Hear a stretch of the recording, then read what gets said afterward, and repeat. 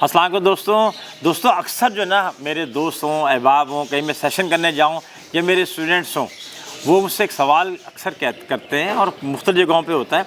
कहते हैं सर हम जेब में हमारे पैसे होते हैं, एतमाद हमारे में होता है, लेकिन हम जब कोई चीज़ ख़रीदने जाते हैं ना जो थोड़ी सी पैसों वाली होती है या जिसकी लाइफ थोड़ी निस्बतन ज़्यादा होती है, तो वहाँ जाके हम उस शोरूम का ग्लैमर देख के, वहाँ कोई स्मार्ट सा मालिक बैठा हुआ होता है या सेलमैन होता है उसको देख के और दूसरे कस्टमर्स को देख के हम कंफ्यूज हो जाते हैं। हालांकि आप हमें पढ़ाते हैं कस्टमर किंग होता है और जिसकी जेब में पैसे होते हैं वो तो वैसे ही जनाब बड़ा कमांडिंग होता है। तो मैंने कहा बात तो मैं आपको सही करता हूँ, तो उसकी वजह ये है कि आप कहीं ना कहीं कोई फाउल खेलते हैं। तो आप जब ये वीडियो देखेंगे तो आपको वो तस्वीरों में नज़र आ जाएगा कि ये ज़्यादा ताकत से सवाल किस जगह किया गया था। तो आज मैं इसका नाम नहीं ले रहा, जैसे ये पजल है आप लोगों के लिए, लेकिन हमारा आज का मौजू है बिकम कमांडिंग कस्टमर। जेब में पैसे होने के बाद आप क्यों कमज़ोर पड़ रहे हैं, जिसकी वजह हमारी अपनी कमज़ोरी है। उसकी अगर उर्दू करें तो लगेगा अच्छे ख़रीदार कैसे बने, ठीक है, यानी कैसे ख़रीदार ऐसे बने जो लीड कर रहा हो, जो ताकतवर किस्म का हो। तो याद रखिएगा ये अंदर से निकलती है सारी चीज़ें। लेकिन मैंने उससे साथ साथ ये भी उनसे कहता हूँ कि याद रखिएगा ये कन्वीनियंस गुड्स के ऊपर आपको प्रॉब्लम नहीं आती होगी, आपको प्रॉब्लम आती होगी स्पेशलिटी गुड्स के ऊपर या शॉपिंग गुड्स के ऊपर। तो शॉपिंग गुड्स क्या होती हैं, स्पेशलिटी गुड्स क्या होती हैं, इसके ऊपर भी हमने एक वीडियो बनाई हुई है, इस पर भी इसको सर्च कर सकते हैं आप लोग।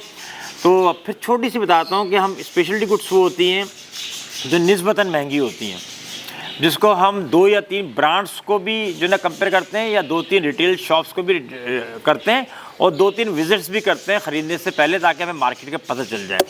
अब आप और मैं बन गए कस्टमर, हमारे पास पैसे हैं और फ़र्ज़ करते हैं कि हमें रेफ्रिजरेटर ख़रीदना है। अब आप देखिए क्या करना है। सबसे पहला जो काम, आपने सिर्फ 5 काम करना है, तो इसका मतलब है कि 5 काम कर लें, गारंटी मेरी है कि आप नुकसान में नहीं जाएंगे। सही है।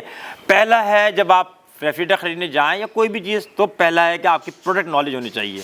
रेफ्रिजरेटर क्या होता है, उसमें कंप्रेसर क्या होता है, थर्मोस्टेट क्या काम करता है, मोटा मोटा इसके फीचर्स क्या हैं, उसके बेनिफिट्स क्या हैं। आप बेवकूफ़ नहीं बने, अपने आप को ना समझें, आप बहुत समझदार हैं। कस्टमर तो वैसे ही समझदार होता है, जब भी तो उसकी जेब में पैसा आया है।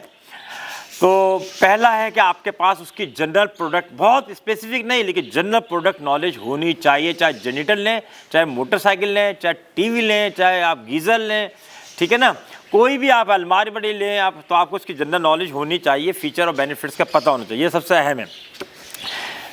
दूसरा है अवेलेबल वेंडर सप्लायर्स, कौन कौन से हैं, कौन कौन सी कंपनीज़ हैं जो आपके इलाके में, शहर में वो आपकी प्रोडक्ट को बेच रही हैं, सेल कर रही हैं, उनके रिटेलर्स मौजूद हैं, ABCDEF, उनका आपको इल्म होना चाहिए।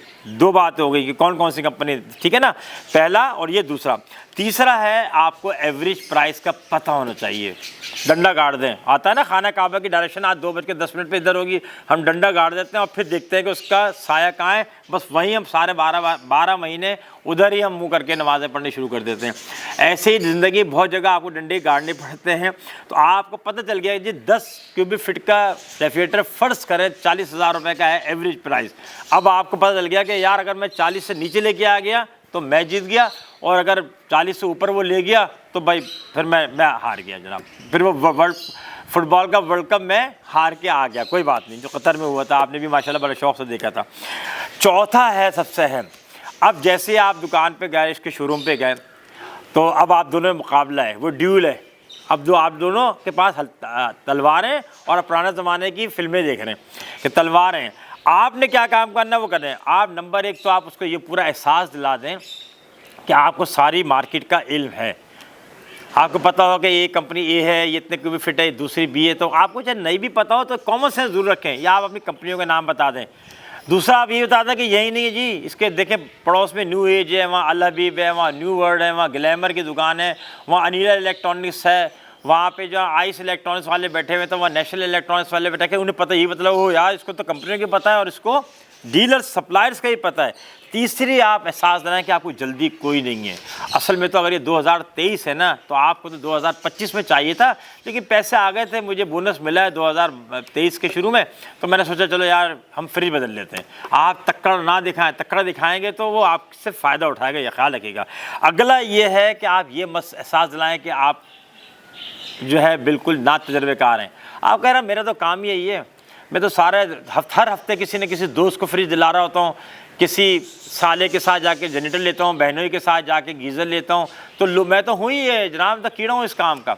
उसके बाद अगला ये है कि आप उसका हल्का सा उसको सॉफ्ट उससे जरा प्रॉमिस दें, उसको रोशनी दिखाएं, उससे कह दें कि मैं आपकी दुकान पे पहली मरतबा आया हूँ, अगर मेरा आपकी डील हो गई ना तो हमारा बहुत बड़ा ख़ानदान है, बहुत बड़ा मेरा जो ना वो ससुराल है, बहुत बड़ा हल्का अहबाब दोस्तों का है, बहुत बड़े जो ना मेरे ऑफिस में साथी हैं, मैं तो सबको आपको बताऊंगा। अब आपने क्या किया, उसको ये 4-5 चीज़ें करके जो जेस्टर्स हैं, इनर जेस्टर्स, आपने उसको काबू कर लिया इससे पहले कि वो आपको काबू करता।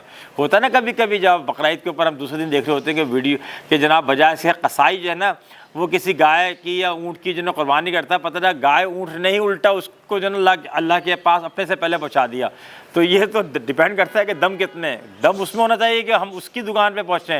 लेकिन आपने जब ये लेक्चर सुन लिया तो अब आप में दम आ गया, सही है ना। उसके बाद आप बोले भाई अब आप बताएं, आप खुद अच्छा है कि अगर आपको पता बता दें कि भाई ये जो फला ब्रांड है ना इसका तो 10 क्यूबिक फीट का 39,500 का मिल रहा है, लेकिन भाई मेरे पास जो ना वो तो 30 इतने थाउजेंड्स हैं, अब आप अपनी ऑफ़र दे दें।